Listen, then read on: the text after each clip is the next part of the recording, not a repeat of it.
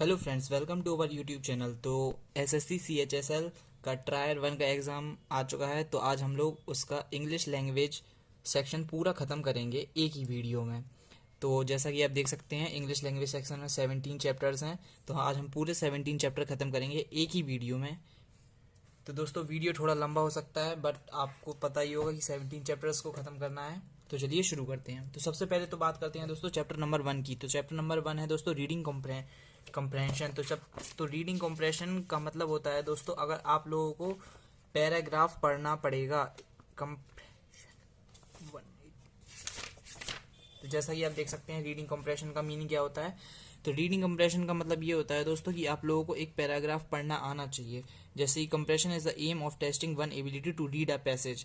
आपको एक पैराग्राफ पढ़ना आना चाहिए, ये कंप्रेशन का मतलब होता है। तो दोस्तों, अगर आप लोगों को रीडिंग कंप्रेशन का चैप्टर कंप्लीट करना है तो इसके लिए आप लोगों को रोज कुछ ना कुछ इंग्लिश का पढ़ना पड़ेगा। ठीक है दोस्तों, जो कि आप लोगों को बेसिक्स है, जो कि आप लोगों को शुरू से आता होगा। उसके बाद बात करते हैं दोस्तों पार्ट्स ऑफ स्पीच की।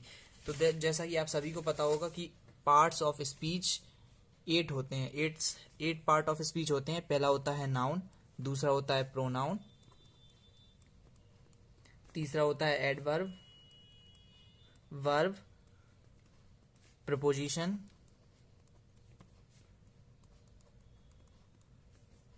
कंजक्शन और इंटरजेक्शन। तो आप लोगों को ये आठों पार्ट्स याद होने चाहिए। तो सबसे पहली बात की जाए नाउन की, तो noun is a naming word. ये सब आप लोगों को पता है। Noun is a name of person, place और एनीथिंग। प्रोनाउंस वो शब्द होते हैं जो नाउन की जगह पर इस्तेमाल हो। Nouns are the word pronouns are the word that are use in place of noun. Adverb जो किसी भी चीज की क्वालिटी, क्वांटिटी, नंबर, कुछ भी नंबर बताए। और वर्ब क्रिया यानी all saying, all doing are called verb. ठीक है दोस्तों। उसके बाद आता है दोस्तों प्रपोजिशन यानी कि दोस्तों कंटिन्यू। तो प्रपोजिशन वाला चैप्टर आप लोग देख सकते हैं। तो प्रपोजिशन पे हम लोग आए। प्रपोजिशंस ये 1 सेकेंड। प्रपोजिशन का मतलब होता है दोस्तों कनेक्ट, देयर कनेक्ट अस। ठीक है दोस्तों। प्रपोजिशन का आप ऐसे समझ लीजिए कि preposition is a word that link a noun और प्रोनाउन। जो नाउन और प्रोनाउन को जोड़े उसे प्रपोजिशन कहते हैं। एग्जाम्पल से समझते हैं इस बात को। My parents are proud of me. तो मेरे माता पिता को मेरे ऊपर गर्व है। तो इसको जोड़ने के लिए हमने ऑफ का इस्तेमाल किया है। तो ऑफ एक प्रपोजिशन हो गई। दूसरे एग्जाम्पल से समझें। ही स्टेज नियर चित्तरंजन पार्क। तो चित्तरंजन पास के पास वह रहता है, वह चित्तरंजन पार्क के पास रहता है। तो इन दोनों को, नाउन और प्रोनाउन को कनेक्ट किया है दोस्तों नियर ने। तो यही हो गई प्रपोजिशन। अब बात करते हैं दोस्तों इंटरजेक्शन की। जैसा कि आपने देखा है प्रपोजिशन, कंजक्शन और इंटरजेक्शन। तो अब प्रपोजिशन के बाद आता है दोस्तों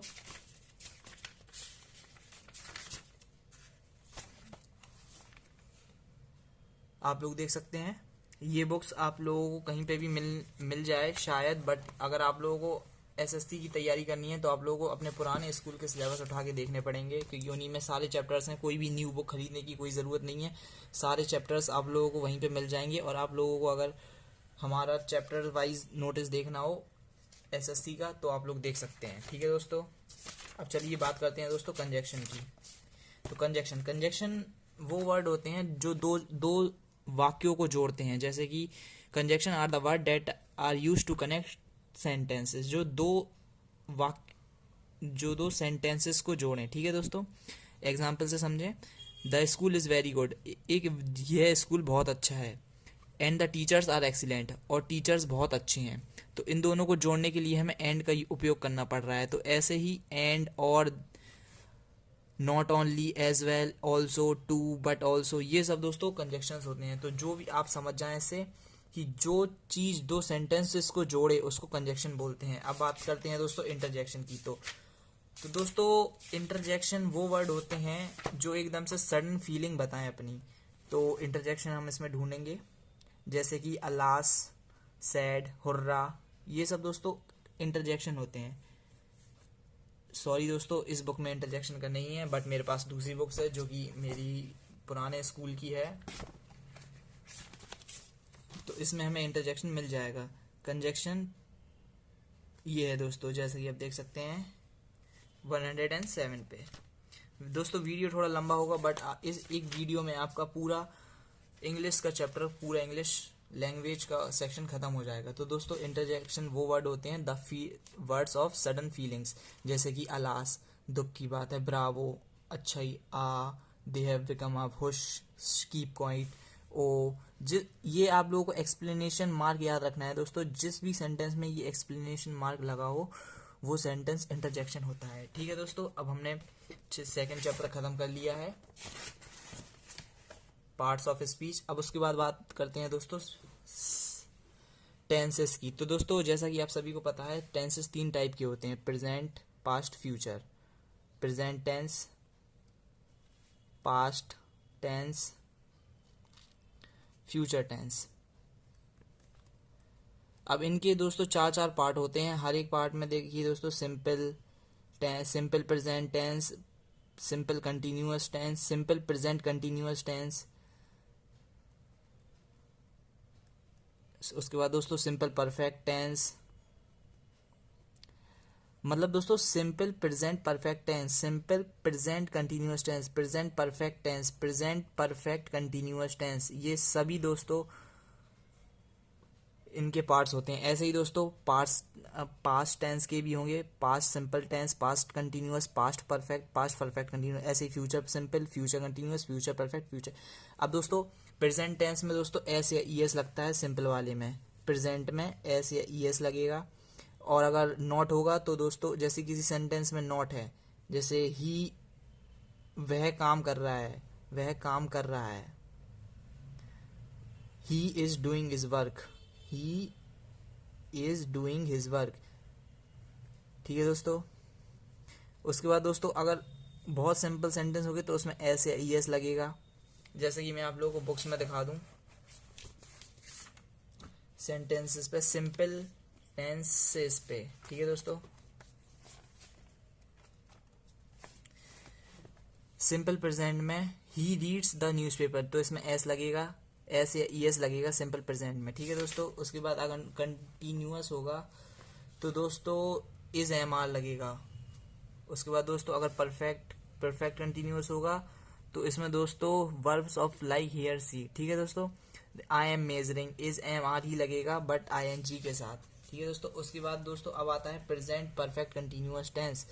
तो प्रेजेंट परफेक्ट कंटिन्यूअस टेंस में दोस्तों हैज, हैव और आई एन जी लगेगा, has, have I N G. अब दोस्तों ये पता लगा लें आप लोग कि हैज, हैव और किसके साथ क्या क्या लगेगा। तो दोस्तों आई और वी के साथ आई हैव, वी हैव। ठीक है दोस्तों, यू के साथ हैव नॉट, दे के साथ हैव नॉट, बट इस तरीके से। ठीक है दोस्तों, आप देख लें और समझ लें। इसी तरीके से दोस्तों सारे सेंटेंसेस हैं प्रेजेंट के साथ। अब पास्ट की बात की जाए तो दोस्तों पास्ट में दोस्तों वर्ब की सेकंड फॉर्म लगती है, गो, गोआ, वेंट। तो पास्ट की थर्ड फॉर्म है जो कि अब परफॉर्म्ड। ठीक है दोस्तों, ये थर्ड फॉर्म लगेगी। उसके बाद दोस्तों किसके साथ क्या क्या लगेगा ये आप देख सकते हैं। अगर यू होगा तो नॉट के साथ डेड लग जाएगा। आप लोगों को दोस्तों इतना डीपली नहीं जाना है, क्योंकि अगर आप लोग एक ही चैप्टर में इतना डीपली चले जाएंगे तो इतनी जल्दी सिलेबस कवर नहीं हो पाएगा, क्योंकि जनरल इंटेलिजेंस बहुत ज़्यादा टाइम लेगा। ये सिंपल चैप्टर है, इसलिए आप लोगों को बहुत जल्दी जल्दी समझा रहा हूँ। आप चाहें तो इसका डिटेल वीडियो भी है, आप उस वहाँ पर जाके देख सकते हैं। Hope you. उसके बाद दोस्तों अब फ्यूचर टेंस की बात की जाए तो फ्यूचर टेंस में दोस्तों सिंपल फ्यूचर में दोस्तों विल, शैल लगेगा। ठीक है दोस्तों, उसके बाद दोस्तों फ्यूचर कंटिन्यूअस टेंस में दोस्तों विल भी, शैल भी। उसके बाद future present tense also indicate future actions, ये ठीक है दोस्तों। हाँ ये रहा। फ्यूचर परफेक्ट टेंस में दोस्तों हैव बीन, हैव और शैल हैव और विल हैव, ये दोनों लगेंगे। ठीक है दोस्तों, उसके बाद अब बात की जाए फ्यूचर परफेक्ट कंटिन्यूअस टेंस की, तो इसमें will have been, shall have been, ये फॉर्म्स लगती हैं। ठीक है दोस्तों, अब मैं आपको समझा दूं कि टेंसेज आप लोगों को बहुत डीपली नहीं पढ़ने हैं, क्योंकि अगर आप लोगों को ये डीपली पढ़ने में इतना ज़्यादा टाइम वेस्ट करेंगे तो आप लोगों को बहुत टाइम लग जाएगा। अब उसके बाद आता है दोस्तों सिंगुलर एंड प्लूरल। तो सिंगुलर का मतलब होता है दोस्तों एक चीज़, और प्लूरल का मतलब होता है अनेक चीज़। तो अब जैसे कोई भी चीज़ है, जैसे कि बुक्स हैं, तो बुक्स सिंगुलर हो गई क्योंकि ये एक है बुक। अब बुक्स को प्लूरल बनाने के लिए बुक्स में ऐसे ई एस लगा देते हैं। अब जिसके लास्ट में वी होता है, जैसे कि वाई होता है दोस्तों, जैसे कि वाई लास्ट में, जैसे कि दोस्तों आप, मैं आपको एक लिख के दिखाता हूँ, KNIFE। तो नाइफ्स को KNIFES, नाइफ्स भी लिख सकते हैं, एफ की जगह VES लगाएंगे क्योंकि लास्ट में ई है। LEAF, लीफ, तो लीफ को LEAVES लिखेंगे। ठीक है दोस्तों, लीव्स।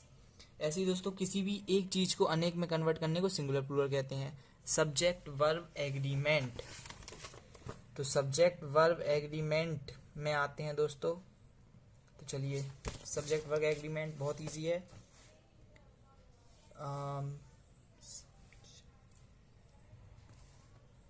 इस बुक में नहीं है दोस्तों, हमें दूसरी बुक देखनी पड़ेगी सब्जेक्ट वर्ब एग्रीमेंट के लिए। सब्जेक्ट, ये दोस्तों ये चैप्टर अपन लोग स्किप करते हैं, सब्जेक्ट वर्ब एग्रीमेंट, इसको अपन लोग लास्ट में देखेंगे। उसके बाद दोस्तों ये आता है सेंटेंस इंप्रूवमेंट। सेंटेंस इंप्रूवमेंट का मतलब होता है दोस्तों कोई भी गलत सेंटेंस को सही करना। जैसे कि आप यहीं से एग्जांपल ले लें, the lazy boys come late, जो आलसी लड़के हैं वो लेट आते हैं। तो ये दोस्तों कुछ इस तरह का लिखा होगा, लेट बॉयज लेजी, ऐसे कुछ सीरियल नंबर में लिखा होगा। मतलब ये कुछ भी कहीं पे भी वर्ड्स होंगे तो इनको दोस्तों अपन लोगों को सही तरीके से लिखना है। जैसे कि John works hard, hard work John, ऐसे लिखे आएगा तो आपको उसको सही करके जॉन वर्क्स हार्ड में कन्वर्ट करना है। ठीक है दोस्तों, तो हो गया सेंटेंस इंप्रूवमेंट, सही हो गया है। उसके बाद फिल इन द ब्लैंक्स में दोस्तों वही आएगा, is am are I they you we, जो अपन ने सेंटेंस पढ़े थे ये वही आएंगे। पैराजम्बल्स दोस्तों, पैराजम्बल्स बहुत इजी होते हैं, जो कि आप लोगों ने शुरू में पढ़े होंगे, मुझे नहीं लगता ये आप लोगों को बताने की जरूरत है। उसके बाद आता है दोस्तों स्पेलिंग चेकर। स्पेलिंग चेकर दोस्तों बहुत इजी है, जैसे कि आप लोगों को पता होगा कोई भी सब्जेक्ट, कोई भी वर्ड हो वो स्पेलिंग से बनता है, तो आप लोगों को स्पेलिंग्स ही ध्यान से याद करनी होती हैं। तो नॉर्मल स्पेलिंग्स आप लोगों को याद कर लें तो उसी से हो जाएगा। जैसे कि आप देख सकते हैं कमेटी, कमेटी की स्पेलिंग में आप देख सकते हैं, the English language is written and spoken every day. ठीक है दोस्तों, आप लोगों को स्पेलिंग चेक करनी पड़ेगी स्पेल चेकर में। उस सेपरेट, स्टेशनरी, पेन पेंसिल, ये सब दोस्तों स्पेलिंग्स हैं। अब देखिए, ये देखिए आप, no changes spelling is made when a prefix is added to a new word. अगर कोई भी चीज़ में न्यू वर्ड एडेड हो तो कोई भी स्पेलिंग चेंज नहीं होती है। जैसे लीगल में IL हो जाएगा तो इलीगल, तो लीगल चेंज नहीं होगा। ऐसे ही दोस्तों स्पेलिंग में आप समझ जाएंगे कि आप लोगों को स्पेलिंग सही करनी है। उसके बाद आता है दोस्तों एक्टिव एंड पैसिव वॉइस। ये थोड़ा सा हार्ड है दोस्तों, बट कोई बात नहीं, हम लोग इसको भी बहुत अच्छे से समझेंगे। तो इसको समझने के लिए दोस्तों आप लोगों को थोड़ा सा टाइम चाहिए। एक्टिव एंड पैसिव वॉइस, तो चलिए दोस्तों शुरू से समझते हैं active and passive voices.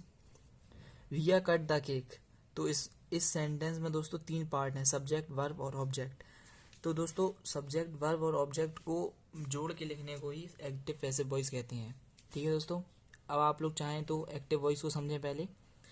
Sentence in which the subject, एक वाक्य में जो काम कर रहा है, जैसे कि रिया सब्जेक्ट है तो जो रिया है, are the action and the object received it is said to be in an active voice, यही जो काम करेगा उसी को हम एक्टिव वॉइस बोलेंगे। ठीक है दोस्तों, उसके बाद आता है passive voice. When the verb in a sentence shows that the subject is not the order of the action, the sentence is the passive voice. जब ये एक वाक्य ये दर्शाए कि जो सेंटेंस है वो एक ऑर्डर में नहीं है तो उसको पैसिव वॉइस कहते हैं। ठीक है दोस्तों, the cake was cut by Riya, Riya cut the cake, the cake was cut by Riya, मतलब ये बोलने की जगह कि रिया ने केक काटा, ये बोला जाए कि केक रिया के द्वारा काटा, कि केक रिया के द्वारा काटा गया, उसको पैसिव वॉइस कहते हैं। ठीक है दोस्तों, जैसे कि ये सेंटेंस है, दे सेंग अ सॉन्ग, उन्होंने एक गाना गाया, the song was sung by them, a song was sung by them. ठीक है दोस्तों, आप लोगों को बस कुछ फॉर्म्स चेंज करनी पड़ती हैं। अब चलिए देखते हैं कैसे चेंज होती हैं फॉर्म्स। तो आप लोग देख सकते हैं सेंटेंसेस, टेंसेस में क्या क्या लगता है, सिंपल प्रेजेंट, ये सब आप लोगों को याद करने पड़ेंगे। मैं ठीक है दोस्तों, तो आप समझ जाएं कि आप लोगों को सिर्फ हैज़ हैव बीन का यूज़ करके, जैसे कि ये एग्जांपल से समझे, the Mahesh sketch the map, Mahesh ने एक मैप बनाया, तो the map was sketched by Mahesh. तो आप लोगों को बस is am are use was definition का ध्यान रख के सेंटेंस को चेंज करना है। उसके बाद दोस्तों आता है आर्टिकल ए एंड द। तो ये बहुत इजी चैप्टर है, जैसे कि ए एंड द। तो ए दोस्तों कॉन्सोनेंट के साथ लगता है, जैसे बी सी ए जी, और एन लगता है दोस्तों वॉवल्स के साथ, ए ई आई ओ यू। जैसे कि एग्जाम्पल के तौर पे आउल, ओ डब्ल्यू एल, तो इसको अपन लिखेंगे एन आउल अपन, और बस तो अपन इसको लिखेंगे आ बस। उसके बाद दा दोस्तों उन चीज़ों के लिए लगता है जो बहुत यूनिक हैं, जैसे कि सन, मून, ताजमहल, ये सब यूनिक चीज़ें हैं, ठीक है दोस्तों, जो एक ही हो। उसके बाद आता है दोस्तों डायरेक्ट इनडायरेक्ट स्पीच। तो सेम दोस्तों बिल्कुल सेम ही है एक्टिव और पैसिव की तरह, बस कुछ ही बिल्कुल चेंज नहीं है दोस्तों। जैसा अपन लोगों को एक्टिव वैसे करने हैं, वैसे ही डायरेक्ट इनडायरेक्ट करने हैं। उसके बाद दोस्तों आता है फेज एंड आइटम्स। ये दोस्तों अपन लोग लास्ट में ट्राई करेंगे। उसके बाद आता है दोस्तों सेंटेंस करेक्शन। सेंटेंस करेक्शन दोस्तों बहुत ईजी होता है। ये अगर आप अपन लोग जैसे बचपन से पढ़ते आ रहे हैं, the market is near by, तो सेंटेंस करेक्शन में ये क्वेश्चन आप लोगों को ऐसा लिख के आएगा, near by the market is. तो इसको अपन लोगों को सही फॉर्म में करना है, the market is near by. उसके बाद आता है दोस्तों क्लोज टेस्ट। क्लोज टेस्ट यानी कि आप लोगों की कितनी स्पीड से आप लोग पढ़ सकते हैं और क्या पढ़ रहे हैं आप लोग, तो आप लोगों को क्लोज टेस्ट समझ में आना चाहिए। उसके बाद आता है दोस्तों वन वर्ड सब्स्टिट्यूशन, एक शब्द के लिए अनेक शब्द। तो दोस्तों एक शब्द के लिए अनेक शब्द का दोस्तों आप लोग स्क्रीनशॉट ले लें या फोटो खींच लें। इनसे वन वर्ड सब्स्टिट्यूशन, तो आप लोग दोस्तों ये या तो आप कॉपी में लिख लें वीडियो पॉज करके, या तो आप लोग अपना स्क्रीनशॉट ले लें। जैसे कि a person who lives on vegetable, जो वेजिटेबल्स सिर्फ फल और सब्जियों पे जीता हो उसको वेजिटेरियन बोलते, जो नहीं जीता हो, जो मीट खाता हो, उसको नॉन वेजिटेरियन। तो दोस्तों आप लोग ध्यान से इस चीज़ का स्क्रीनशॉट ले लें, या तो फिर आप लोग पॉज करके याद कर लें, क्योंकि ये बहुत ज़्यादा आते हैं वन वर्ड सब्स्टिट्यूशन। ठीक है दोस्तों, ये आप लोग याद कर लें, सिर्फ 100 कुछ होंगे, तो आप लोगों को याद कर लेने हैं और देख लेने हैं। मैं सब पढ़ के नहीं बताऊंगा, क्योंकि इससे आप लोगों का बहुत टाइम वेस्ट हो जाएगा, और मेरे को पता है कि आप लोग स्टूडेंट हैं, आपका टाइम बहुत इंपॉर्टेंट है, आपके पास और भी वर्क होते हैं। उसके बाद दोस्तों मैं कुछ पढ़ के बता देता हूँ, जैसे ईजिली मेड एंग्री, जो आसानी से गुस्सा हो जाए उसको इरिटेबल बोलते हैं। जैसे कि a act of making dangerous impure of unfit for use, उसको पॉल्यूशन बोलते हैं। ठीक है दोस्तों, बस 85 है, 85 याद करके चले जाएंगे आप, तो इसके बाद दोस्तों आपको कोई भी ज़रूरत नहीं पड़ेगी और कुछ कंपैरिजन टेस्ट करने की। उसके बाद दोस्तों आता है comparison test. Same reading comparison और कंपैरिजन टेस्ट एक ही होता है। कंपैरिजन टेस्ट में आप लोगों को बता दूंगा वैसे क्या होता है। पिक्चर कंपोजिशंस, ये पिक्चर देख के आपको ये एक पैराग्राफ दिया जाएगा, इस पैराग्राफ के द्वारा आप लोगों को कुछ क्वेश्चंस दिए जाएंगे, आपको उस क्वेश्चन के आंसर देने होंगे। ठीक है दोस्तों, hope friends you all will like the video, so please subscribe to my channel. और अगर आप लोग जनरल अवेयरनेस, क्वांटिटेटिव एप्टीट्यूड और जनरल इंटेलिजेंस की भी चर्चा चाहते हैं, तो आप हमारे आगे की वीडियोस देख सकते हैं। Thank you friends.